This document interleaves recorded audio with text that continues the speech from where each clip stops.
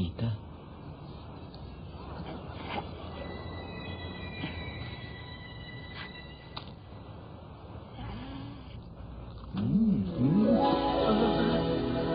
Dahil sa usilak ang inyong puso, isang kahilingan. Sports car! Yung red!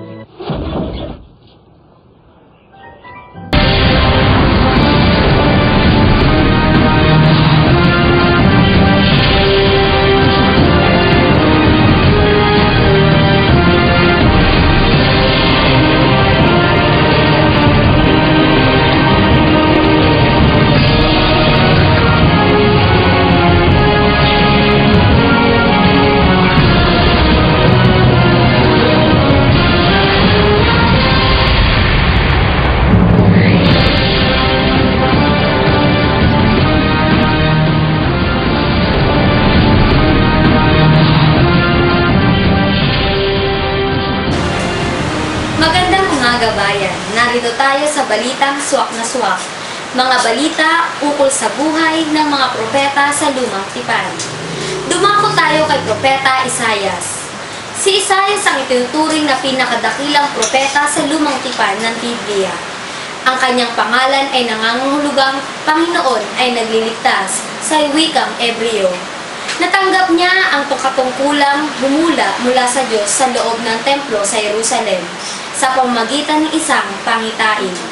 Naging tungkulin ni Isaias ang akitin ang sabayanan ng Huda para manumbalik sa Diyos sapagkat kung hindi sila gagawin ito, parurusahan sila ng Diyos.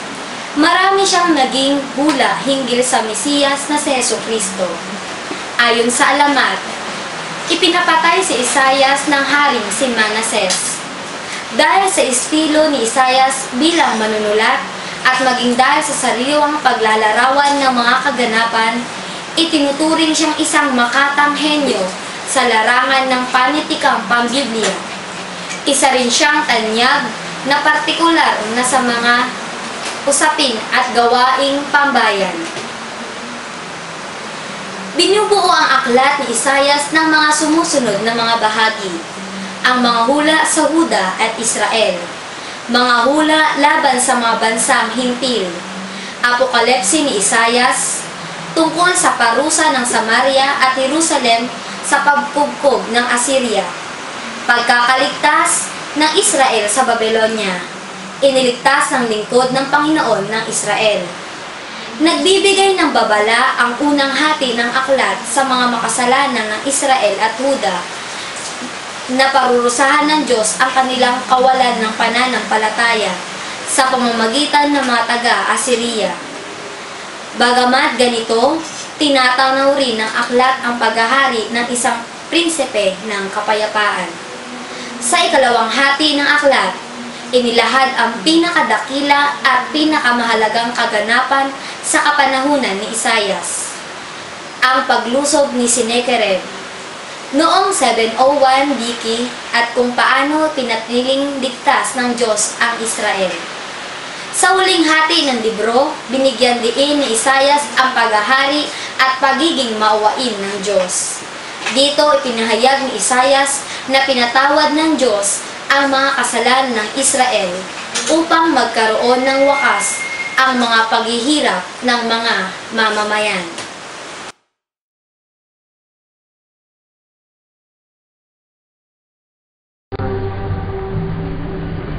Ipinanganak si Jeremias sa Anatot sa silangan ng Jerusalem noong 650 bago dumating si Kristo.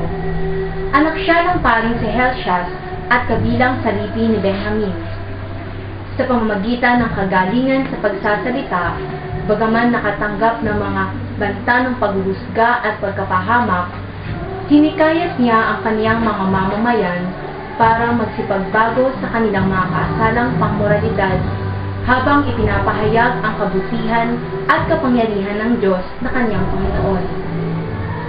Binigyan niya ng babala ang mga tao ng Huda hinggil sa pagsamba sa Diyos-Diyosan. Hinikayat niya ang mga itong magsipanumbalik sa kawastuhan at magtanim ng kalinisan ng budhi at puso.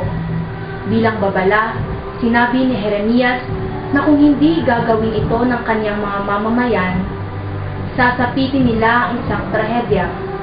Subalit, dumating ang pagkagalit ng mga Hudyo, kaya't napakulong si Jeremias. Hindi siya napabilang sa mga naging dalang bihag patungong Babilonya, ngunit sa lumaon may isang pangkat na mga nagsipagbalak ng masama laban kay Jeremias ang nagdala sa kanya sa Ehipto. Sa Ehipto nagtapos ang salaysaying hinggil sa kanyang buhay. Hindi natitiyak kung ano ang kinahinatnan ni Jeremias sa pinakawakas ng kanyang buhay.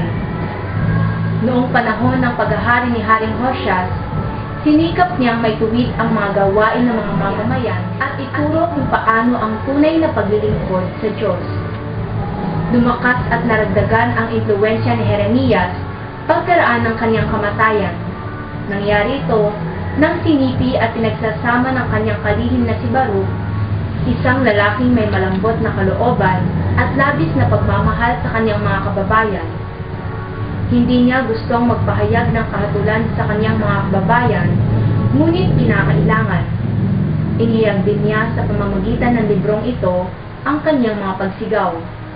Sa maraming bahagi ng aklat, inilahad din niya ang kanyang mga paghihirap at pagtitiis dahil sa pagkakahirang sa kanya ng Diyos bilang isang propeta. Nilarawan ang damdamin ito ni Jeremias sa mga katagang ang salita ng Panginoon ay parang apoy na kanyang puso, hindi niya ito masumpo. Isa ang aklat na ito sa mga pinakamakapangyarihang mga naisulat na paglalahad at paghiyaw hinggil sa kapangyarihan ng Diyos at ang obligasyon ng mga taong sundin ang Diyos. Pinasulat ni Jeremias kay Baruch ang kanyang mga hula. Binubuo ang aklat ni Jeremias ng mga sumusunod na bahagi. Pagkakatawag ng propeta at mga hula tungkol sa pagtanghil ng Huda, mga hula tungkol sa Jerusalem at Huda, mga hula tungkol sa Mesiyas, huling mga hula at wakas ni Jeremias, mga hula tungkol sa mga bansa, at dagdag tungkol sa kasaysayan. Ating alamin ang buhay ni Propeta Baruch. Si Baruch ay anak ni Nerias na naging alagad at isang kalihim ng propetang si Jeremias. Noong 583 BK, ang panahon kung kailan nalukob ni Nebuchadnezzar ang Jerusalem, pumunta si Baruch sa Babilonya, kung saan sinulat niya ang hulang may layuning himukin ang mga nadalang bihag na mga Hudyo patungo sa gawain ng pagsisisi ng mga kasalanan at para na rin masugpo ang pagsamba ng mga ito sa mga hindi totoong mga Diyos. Aklat ni Baruch ay isa sa mga aklat na isinulat ng mga propeta na nasa lumang tipan ng Biblia. Binubuo ito ng tatlong bahagi: ang kasaysayan ng kapanahunan ni Baruch, ang pag-amin sa kanilang mga kasalanan ng mga Israelita, at ang pangaral kaugnay ng pagbabalik kalooban sa tunay na Diyos ng mga mamamayan. May karagdagang pangaral si Baruch na nasa bandang huli ng aklat.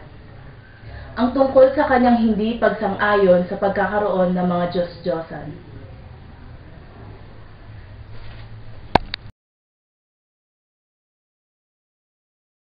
Dumako tayo sa buhay ni Ezekiel.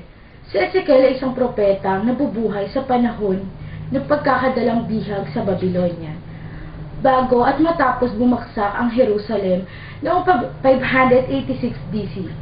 Sa aklat na ito, si Ezekiel ay tinatawag ni Yahweh bilang anak ng tao. Ay may matibay na pananampalataya at malawak na imahinasyon. Karamihan sa kanyang mga kaisipan ay dumarating bilang mga pangitain at nilalahad niya ang mga sagisag, binibigyan niya ng diin ang pagbabago ng puso at espiritu at ang pananagutan ng tao sa kanyang mga kasalanan. Pinapahayag din niya ang kanyang pag-asa sa pagbabagong buhay ng bansa. Bilang pari at propeta, mayroon siyang tanging malasakit sa templo at sa pananatili ang kabanalan. Binibigyan niya ng diin ang kahalagahan ng pagbabago ng puso at kaluluwa. Ang pananagutan ng isang tao sa mga kasalanan at kamalian. Ang pagkakaroon niya ng pag-asang magbabagong buhay ang sariling sambayanan. Itinatakwil ng aklat ni Ezekiel ang paniniwala ang mga kasalanan ng mga ama ay mapupunta o maipapasa sa mga anak ng mga ito at pinagdiriinan ang diwa ng sariling tungkulin sa harap ng Diyos. Mga bahaging binubuo ng 6 na bahagi ang aklat ni Ezekiel. Ang pagtawag ng Diyos kay Ezekiel bilang propeta. Ang mga babala tungkol sa kahatulan ng Diyos at sa darating na pagwasak ng Jerusalem. May mga pahayag ng Panginoon tungkol sa kahatulan sa mga bansang umapi at nagligaw sa kanyang bayan. Pag-aliw para sa Israel matapos bumagsak ang Jerusalem at pangako ng isang mas maningning na hinaharap. Ang hula laban sa Got. Paglalarawan ni Ezekiel sa muling itatayong templo at bansa. May pinaghati rin dito ang ganitong 4 na mga pangkat. Pagkakatawag ng propeta at mga kahatulan ng Diyos sa Juda. Mga hula tungkol sa mga bansa. Mga hulang pang-aliw sa Israel. Tungkol sa bagong kaharian ng Mesiyas. Ang aklat ni Daniel ay nangangahulugan, ang Diyos ang aking hukom, ang pangalang propetang si Daniel, isang taong nag-aangkin ng katalinuhan si Daniel, at may kakayahang magpaliwanag ng mga panaginip. Kaya't nakakamit siya ng mataas na katungkulan sa korte at ng Haring Babylonia, Medo at Persia. Naganap ang huling pangitain ni Daniel noong 3 taon ng paghahari ni Cyrus. Ang aklat ni Daniel ay isa sa mga aklat sa Tanakh Hudyo at Bibliyang Kristiyano. Sinabing isinulat ito noong ipatapon ang mga Hudyo sa Babylonia at ika-600 taon.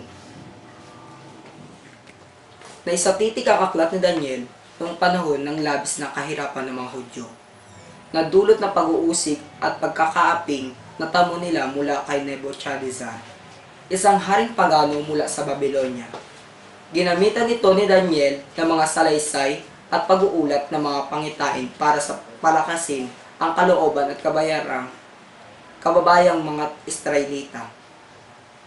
Nagtapos ang aklat sa ilang mga pagkakasunod-sunod na mga sagisag na pangitain na panaginipan ni Daniel. Hinihikayat ng aklat ni Daniel ang sino mang babasa na maging matapat sa Diyos at sa batas ng Diyos. Hinahamok din ng aklat na ito magkaroon ng pagtitiwala sa Diyos ang isang tao sapagkat ang Diyos ang Panginoon ng lihim na kasaysayan ng mundo. May 2 bahaging pangunahin ang aklat ni Daniel.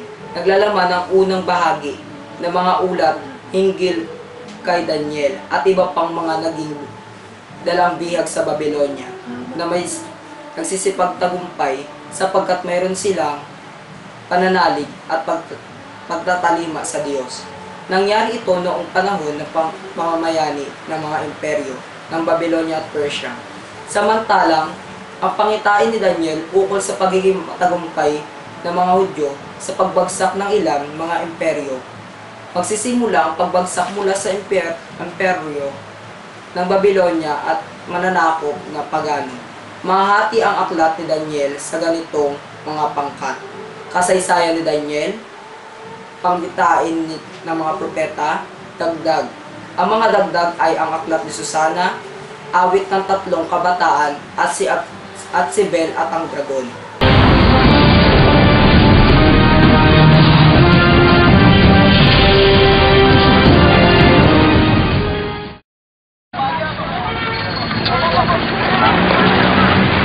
Sana'y masabi sa awit kong ito.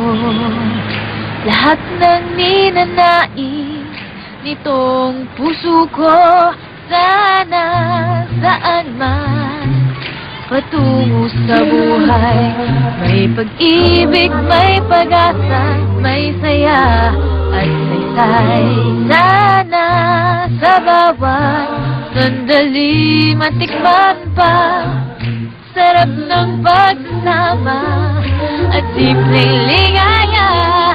Tara na, sakyan lang, malay mo. Andyan lang, at hinahanap mo.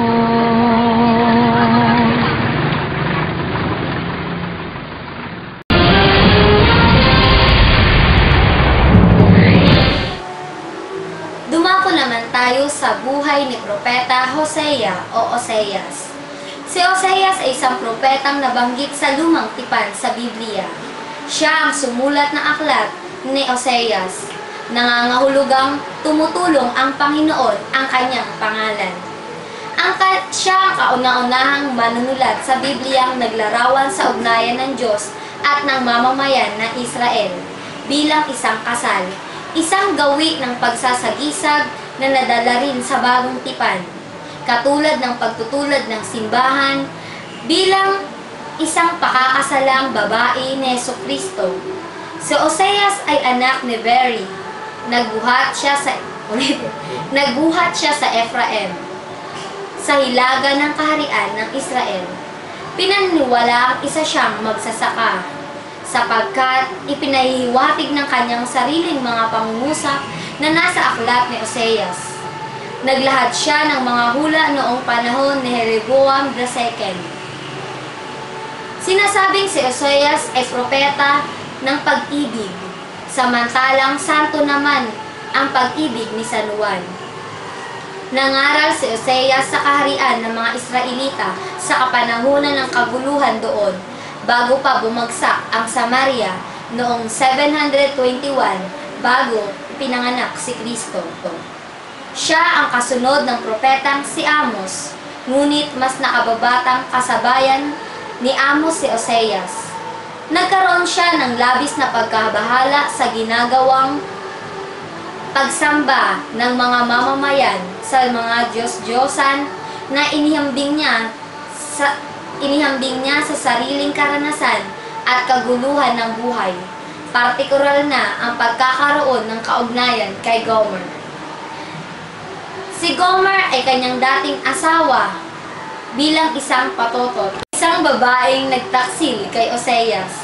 Sa kanyang paghahambing katulad ng bayang Israel si Gomer, dahil sa kapabayaan, sinasabing hahatulan ang bayang Israel. Ngunit mananaig pa rin ang pagpapatuloy ng pag-ibig ng Diyos sa kanyang bayan. Kaya't mahihimok pa rin ang mga mamamayang magsipagkalooban sa Diyos. Ito ang talinghaga ni Oseas nang ihambing ang sariling karanasan na natamo mula kay Gomer. Naging lubos ang pagkabahala ni Oseas sa pagkakaroon ng mga Diyos-Diyosan ng sinaunang mga Israelita, kaya't pinaunlad niya ang paksa hinggil sa apostasya ng Israel o ang pagtatakwil ng mga Israelita sa sarili. Nagwawakas ang aklat sa isang pangakong muling magbabalik ang Israel sa dati nitong katayuan sa kalaunan.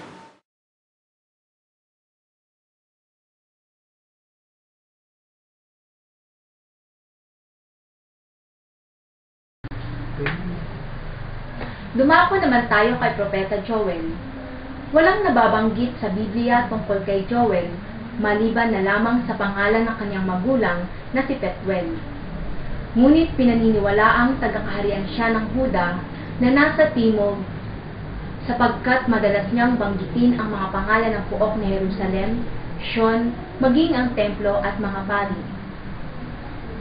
Sinambit niya ang mga ito noong mga 400 bago dumating si Kristo, ang panahon pagkaraan ng pagkakadalang bihag ng mga Hudyo sa Babylonia. Palagian siyang bumibisita sa Jerusalem. Pangkaraniwan ang pangalang Joel sa Israel, na karaniwang isinasaling wikang may kahulugang ang Panginoon ay Diyos. May sumapit na pagsalakay ng mga bansa sa bayan ng Israel, na unang salakayin ng mga kulisap na ito ang kanayunan, sumunod ang kabisera. Para sa propetang si Joel, isa itong pagbabadya ng pagdating ng araw ng paghuhusga. Dahil dito, daglian niyang hinikayat na magsisi ang kanyang mga kababayan sa pamamagitan ng paggamit ng wikang pamamahayag o apokaliptiko. Binubuo ng 3 bahagi ang aklat ni Joel. Sa unang bahagi, hinihimok ni Joel ang mga Hudyo patungo sa daan ng pagsisisi na dumaranas na noong mga panahong iyon ng mga malalaking sakuna. Sa pangalawang bahagi, nilalahad ni Joel ang ikabubunga ng pagsisisi at pagbabalik sa Diyos na ito, ang mga biyayang pangkaluluwa at pangkatawan, kasama ng paglalaan ng kaparusahan ng Diyos sa mga kaaway ng Israel, ang pagdating ng pagliligtas kapag sumapit ang panahon ng Mesiyas. Isang halimbawa ng biyayang pangkaluluwa ang tinatawag na pagbubuhos ng Espiritu Santo o ang malakas na pagbuhos ng banal na kaluluwa ng Diyos sa lahat ng mga lamang pantao. Natupad ang pagbubuhos na ito noong araw ng Pentecostes, isang biyaya at kaganapang sinasabing nasaksihan ni San Pedro na nakasaad sa mga gawa ng mga alagad. Sa pangatlo at huling bahagi ng aklat, inilalantad ang tinatawag na huling paghukom sa mga bansa.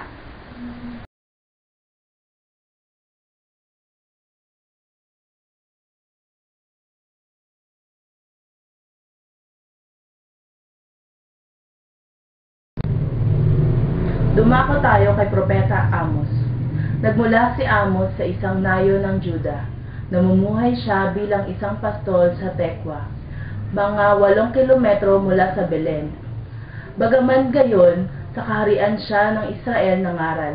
Noong mga kalagitnaan ng 800 taon bago dumating si Kristo, na isang kapanahunan ng kasaganaan, kapanpansing pagka makapananampalataya at wari bang may katiyakan ang buhay.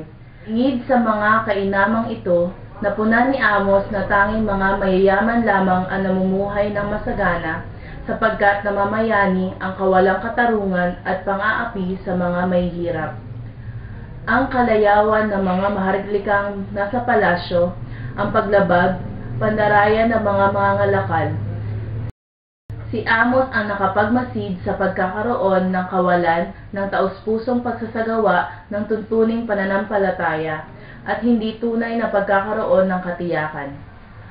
Dahil dito, kaya siya tinagurian bilang ang propeta ng katarungang panlipunan, sapagkat nagtataglay ng damdamin ng pagmamalasakit at pagiging magiting, nagbigay ng mga pangaral si Amos.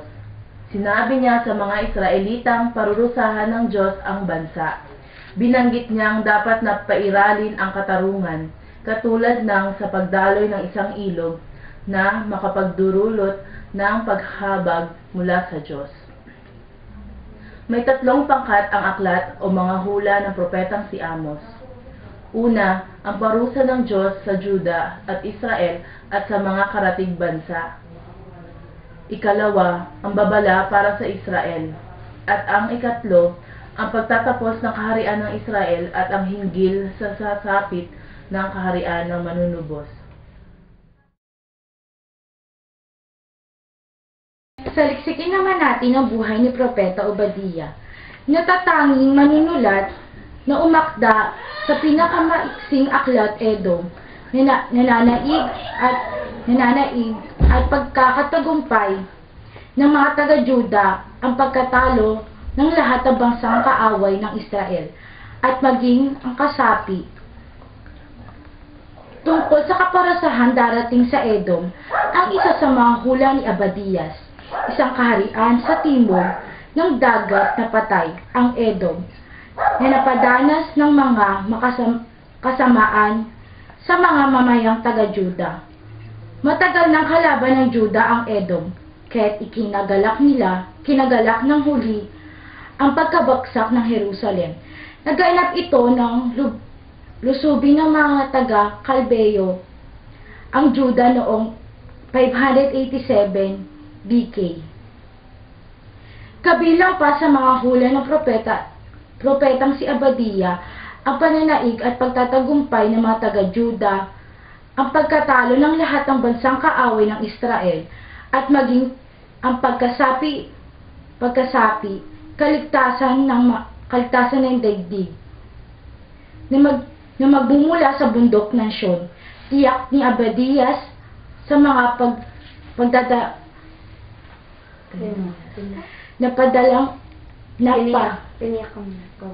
tiniyak ni Abadiya sa mga napadalang bihag ng mga Israel na ibabalik sila sa kanilang bayan, ang lupang ipinangako, at maipapailalim sa kapangyarihan nila ang Edom.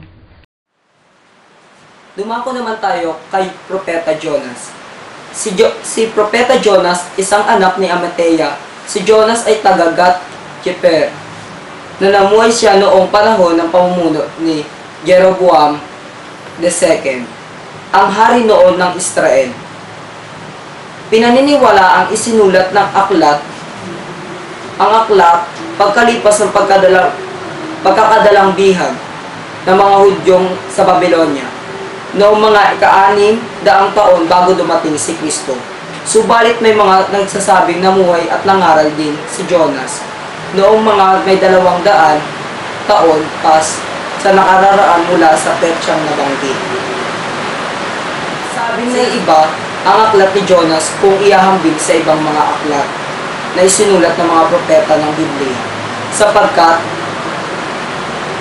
isa itong sulatin tungkol sa isang propeta nagtangkang suwayin ang kautusan ng Diyos. Tumanggi si Jonas nang atasan siya ng Diyos upang pumunta sa Ninive, ang punong lungsod ng imperyo ng Assyria, at isang lungsod na hindi nakakakilala sa tunay na Diyos. Hindi naniniwala si Jonas na gagawin ng Diyos ang banta nito pagwasak sa lungsod ng Ninive. Sa kaniyang pagkipagsapalaran, itong bilang propeta, pinilit na iwasan ni Jonas ang mahirap na utusan ng Diyos sa pamamagitan ng pagbabalak na pumunta sa Tarsis. Subalit, inabutan lamang ng isang malakas na unos na kinalaluanan ng sasakyang dagat. Nabatid ng kanyang mga kasama sa sasakyan na siya ang dahilan ng bagyo, kaya't itinapon ng mga ito si Jonas sa tubig. Nang nasa tubig na ng dagat, nilamon si Jonas ng isang dambuhalang isda.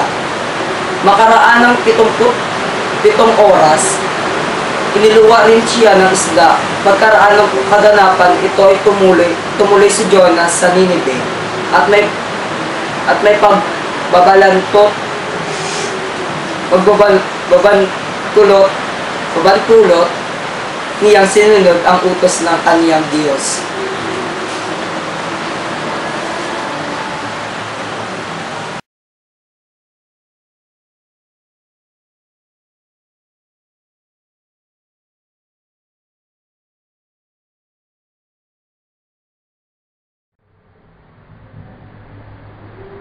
Dumako naman tayo sa buhay ni Mika o Mikas.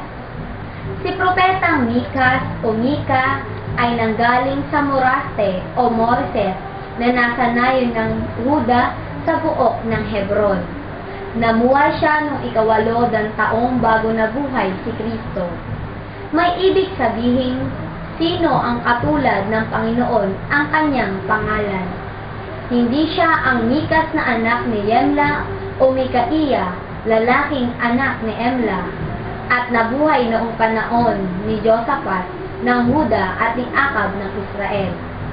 Nanghula si Mikas ng Moraste noong mga panahon ni Nahuatam, Akas at Ezekias ng kaharian ng Huda.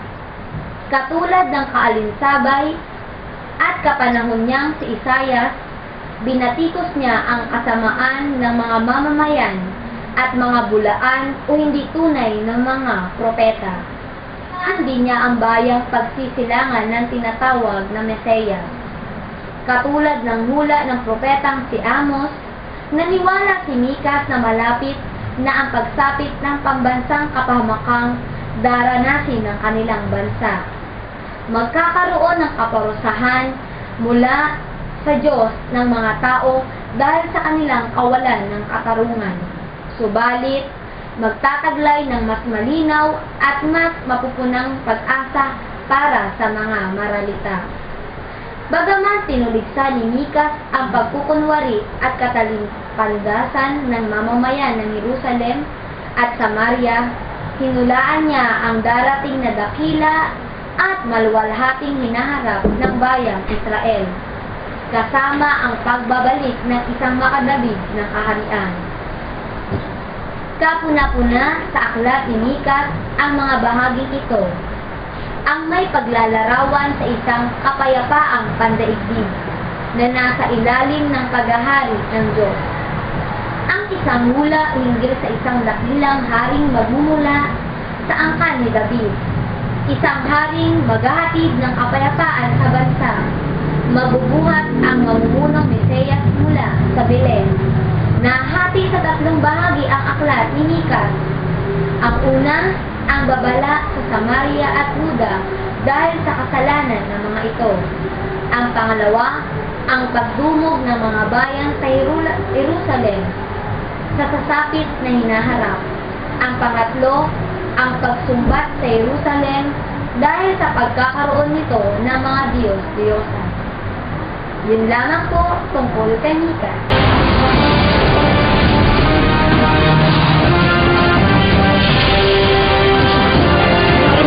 Akin sige na, kuyat ako galing shooting. Bata ako sa'yo, pareho lang tayo, Anong gulo yan? Ma, sakit ng ulo ko. Ako din, May. Kaya dapat akit tong Advil. Akin na. Tumigil na kayo. Ito, paracetamol. Dalawa pa kayo. Ma, mas effective sa akin ng Advil. Talo nito ang 2 paracetamol. Oh? Advil? 1 Advil works better than 2 paracetamol in relieving pain. Akin na nga yan. Akin yan. Ganito na lang. Hating kapatid. Sige na lang. Hindi, sige. Masakit ang ulo ko sa inyo!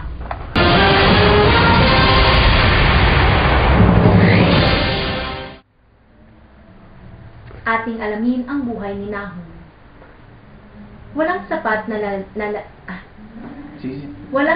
na nalalaman hinggil kay Nahum, bukod na lamang sa nanggaling siya sa Elcos, isang bayang pinaniniwalaang nasa Judea o kaya Galilea.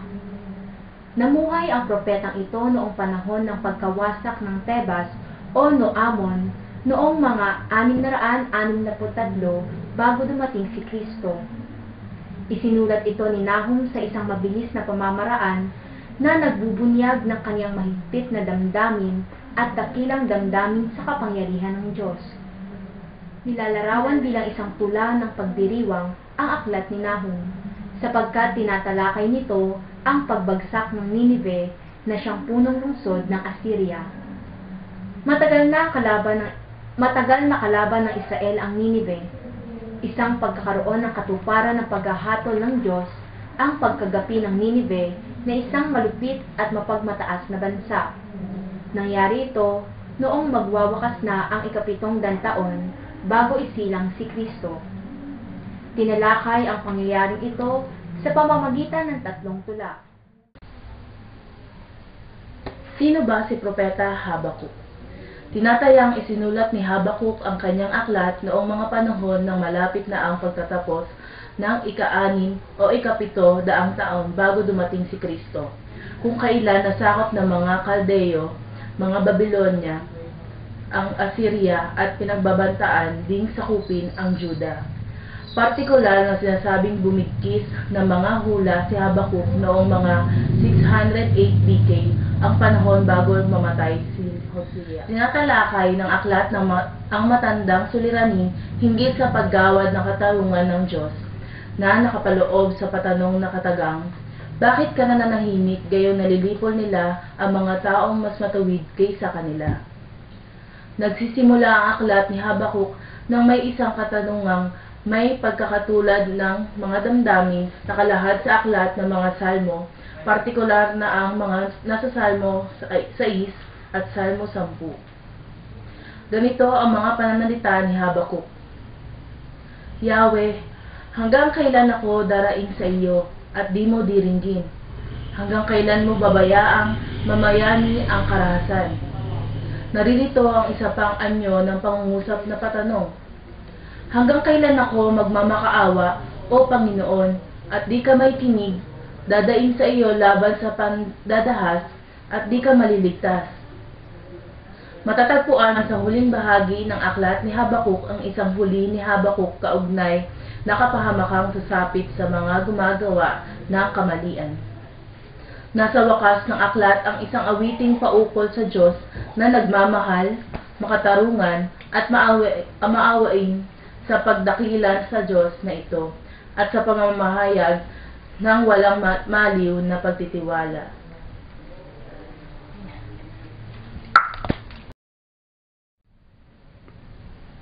Ngayon dumako naman tayo sa buhay ni Sophonias o sa wikang Ingles ay Zephanias.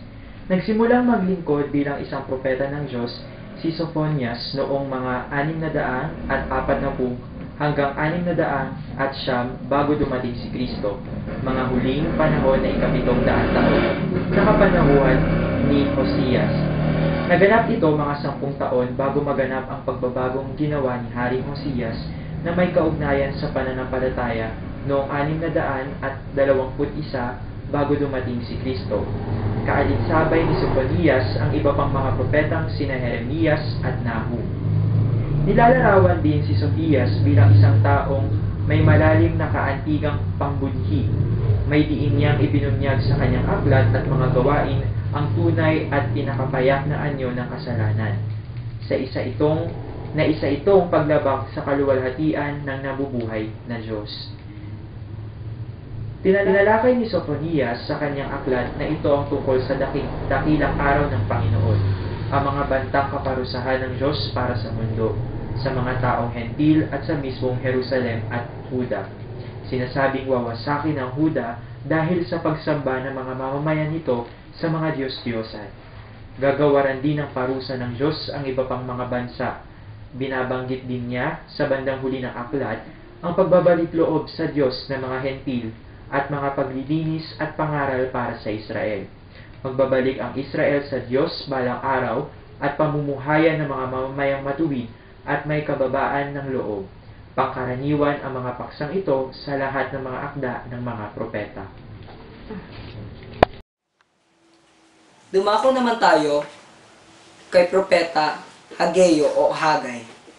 Nilalayan ng aklat ni Hageo ang gisingin ang kasiglahan ng mga mamamayan para sa pagtatag ng isang paninibago at pangalawang templo. Nasira ang unang templo makaraan ang maraming taon bago manlusob si Nabuchodonosor mula sa panahon ng pagkakabalik ng mga Hudyo sa Jerusalem. Mula sa kanilang pagkakabihag sa Babylonia, tanging mga balangkas pa lamang ng bagong templo ang nailagay. Binubuo ng 4 na bahagi ang aklat ni Hageo. Ang una, tungkol sa pananawagan ng mga propeta upang may tayo ang isang templo. Hinggil naman ang karangalan ng bagong templo, makikita ng Mesiyas ang pangalawang bahagi. Tinatalakay ang pangatlong bahagi, ang mga magpapalang tamo, matatamo na ang magsasagawa ng mga karangalang pagpapanibagong templo. At bilang huli, nauukol kay Zorobabel na larawan ng Mesiyas at lingkod ng hirang ng Diyos, ang pang-apat.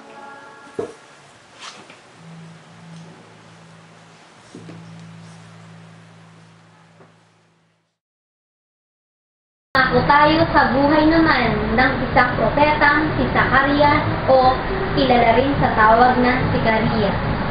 Si Zacarias ay anak ni Barakwas at kasabayan ni Propeta Hageo o Hagay. Katulad ni Hageo, hinimok din ni Zacarias ang mga Hudyo upang magtayo muli ng isang templo para sa Diyos. Nagsimula siyang maglingkod bilang isang propeta noong 8 buwan ng ika-8 taon ng Haring si Dario, mga 50-19 bago pinanganak si Kristo. Nanatiling walang lubos na nalalaman hinggil kay Zacarias, ngunit nakapanghula siya ng mga darating na pakikibaka at pagkaligalig para sa bayan ng Israel na masusundan ng kanilang tiyagang pagkasagip. Ang dalawang pangunahing bahagi ng aklat ni Zacarias. Sa unang bahagi, kinumpol ang ika-1 hanggang ika-8 na kabanata na naglalaman ng mga hula ni Zacarias. Si Propeta Malakias o Malakay sa wikang Ingles. Nangangahulugang sugo ng Panginoon o aking tagapagbalita ang pangalan ni Malakias. Si Malakias ang pinakahuling propeta ng Israel na namuhay noong mga panahon nina Esdras at Nehemias sa ika-5 taon bago dumating si Kristo. Ngunit pinaniniwalaan ni San Jeronimo at ng ilan pa na iisang tao lamang si Malakias at si Esdras. Nilalarawan si Malakias bilang isang manunulat sa lumang tipan na may pagpapahalaga sa panlahatang pakikipag-ugnayan sa pinakamahalagang ama sa lahat, ang Diyos. May nagsasabi rin na maaaring hindi ito ang tunay na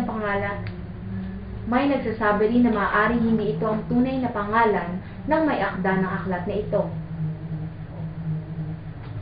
Binubuo ng dalawang bahagi ang aklat ni Malakias. Nilalaman ng una ang pag-aalaala sa mga kasalanang nagawa ng mga kaparian at ng sambayanan, kabilang ang pagkukulang nila sa dalanginan. Ipinahahayag naman sa pangalawang bahagi ang kaparusahang magmumula sa Diyos sa kapanahunan ng Mesiyas. Katulad ng propetang si Zacarias, sinambit ni Malakias ang pagdating ng araw ng Panginoon, isang pagdating na may pagdadalisay, pagpapala at paghahatol ng kanyang bayan. Ngunit may isang bagong sangkap ang aklat ni Malakias, ang pangako ng pagpapauna sa isang sugo bilang tagapaghawan ng landas at bilang isang umalahukan o tagapagbalita na magpapahayag ng kanyang tipan. Lala.